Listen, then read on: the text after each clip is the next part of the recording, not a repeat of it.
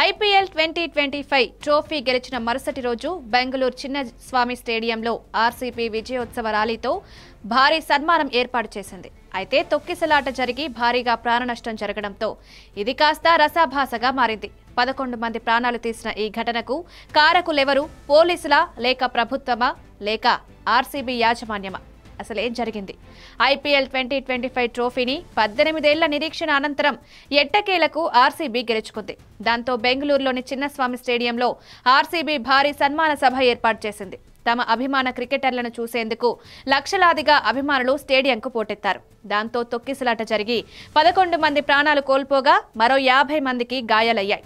ఇంతటి విషాదానికి కారణాలేంటని ప్రశ్నించుకుంటే చాలానే వినిపిస్తున్నాయి.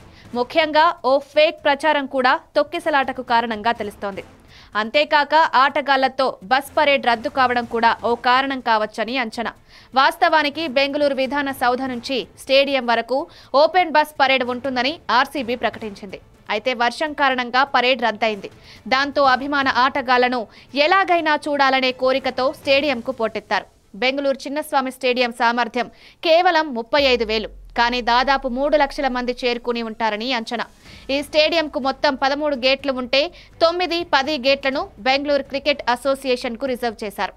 ఇక 5, 6, 7 గేట్ల నుంచి ఎంట్రీ ఇచ్చారు.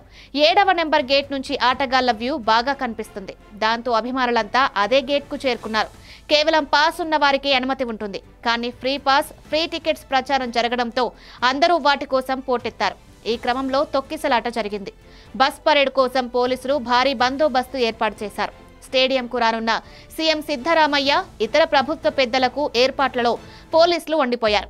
ఫలితంగా స్టేడియం వల్ల 5,000 మంది పోలీసులే ఉన్నారు. ఫ్రీ టికెట్ల ప్రచారం, పరేడ్ రద్దు కావడంతో భారీగా అభిమానులు స్టేడియంకు పోటెత్తారు.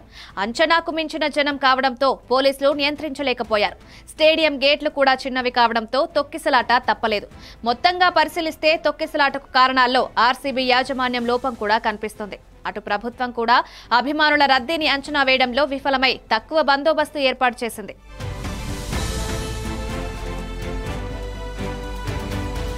మరిన్ని వీడియోస్ కోసం సబ్స్క్రైబ్ చేసుకుని కిందున్న బెల్ ఐకాన్ని నొక్కండి. థాంక్యూ.